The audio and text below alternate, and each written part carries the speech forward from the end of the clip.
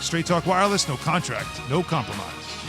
What can the Packers do to change his mind and convince him to stay? Probably is too late. When you're in a situation and you continue to keep asking for certain things and you want a certain level of respect and they're not giving it back to you, you feel a certain way. Brett Favre thinks that he knows Aaron Rodgers. I think I know Aaron fairly well, and if there's not a trade, my gut tells me that he'd rather sit out than play. Oh, the Aaron Rodgers story. It certainly will continue, and the takes continue certainly as well. Keyshawn J. Will Zubin, presented by Progressive Insurance. Alan Hahn in for Zubin. All guests join us on the Goodyear Hotline. So we heard from Davante Adams on Monday. He told Fox Sports Radio that when he was asked about Aaron Rodgers leaving, would it impact him? He's in the final year of his deal, and would it impact Davante Adams' future with the Packers? He said potentially. That's my guy. That's the only guy I've had other than that 2017 season when he got hurt. That's the only guy I've played with. We've built up special connection over the years that has put us both in really good positions in our career. Not that he needed me to come along for it because he already was in that spot, but we've established a lot together. Yeah, so it could hurt.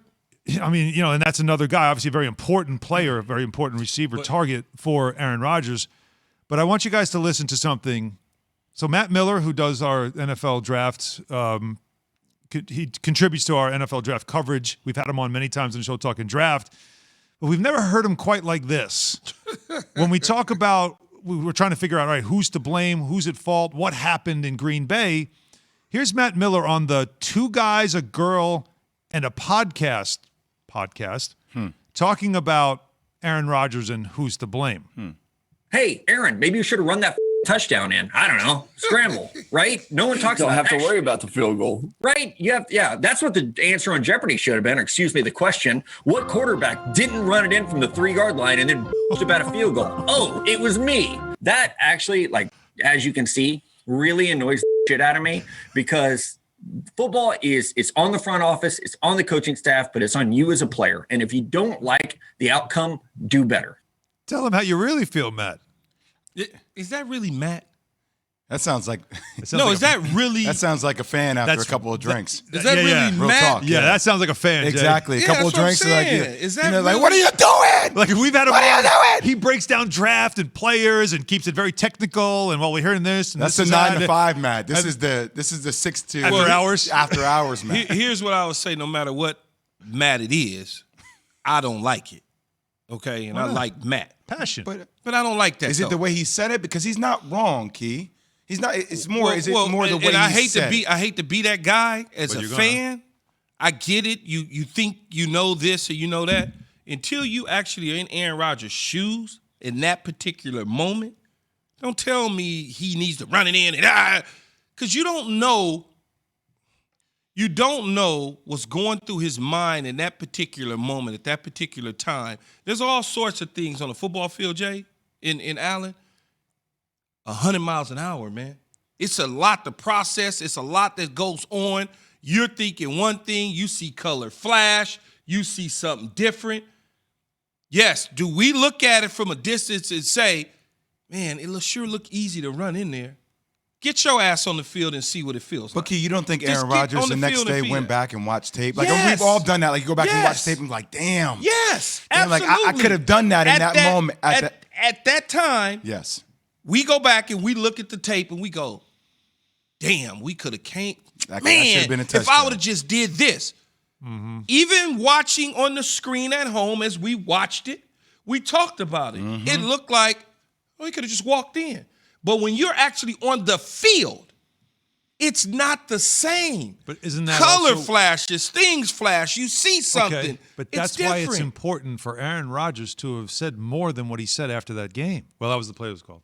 Well, that's this, they said like he just surrendered everything. He might give us some insight into what you saw. Well, he probably was still ticked off that they didn't go for it on 4th down. And in that moment that he's deciding not to run in, he probably thinks, well, we're going to go for it on 4th down. Look at the situation. Look at the clock. I've said that. I mean, I feel the same way. That is what happens in these moments. You know what it feels like? And I get so frustrated, Jay, when people say what Matt said about things as aggressive.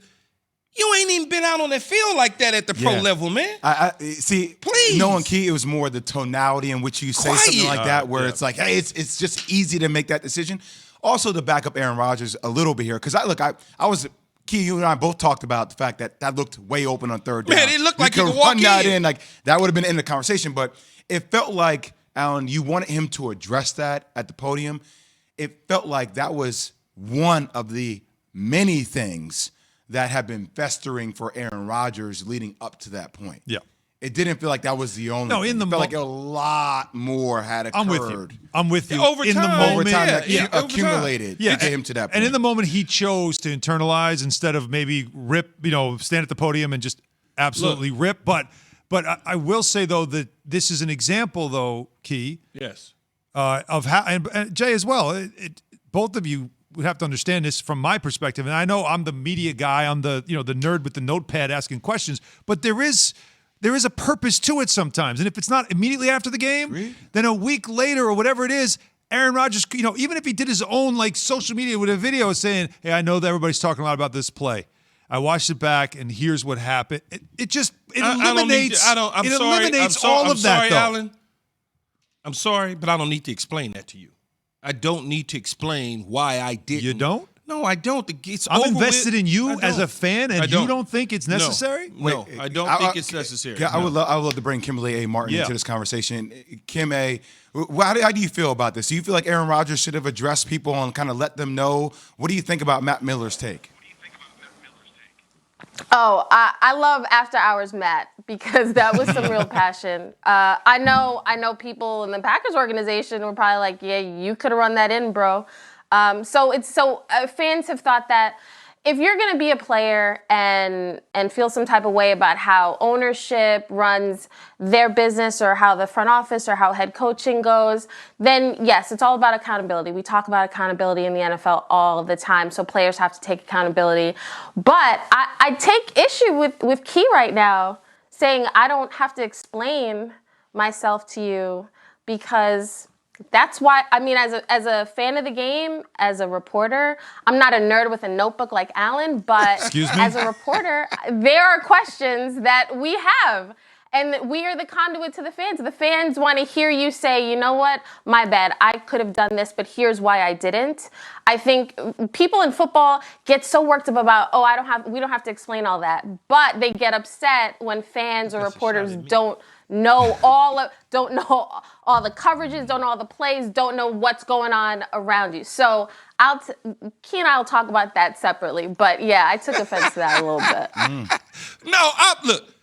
I'm not saying immediately after the game. A week later, I'm not explaining to you what happened to a game that I lost in an NFC Championship game, and now a team has gone on to win the Super Bowl. But I'm not having that conversation. This is what makes people kind of not like Aaron Rodgers. It's like a little bit of that air of arrogance. Like, I don't have to talk to you. Why do I have to tell you anything? Right. Especially when Kim A is talking about, like, that is her job to dig deeper and to ask you those kind of questions. In my job as a player is not to throw everybody underneath the bus. And I'm not going to do that, because if he says, that's fair.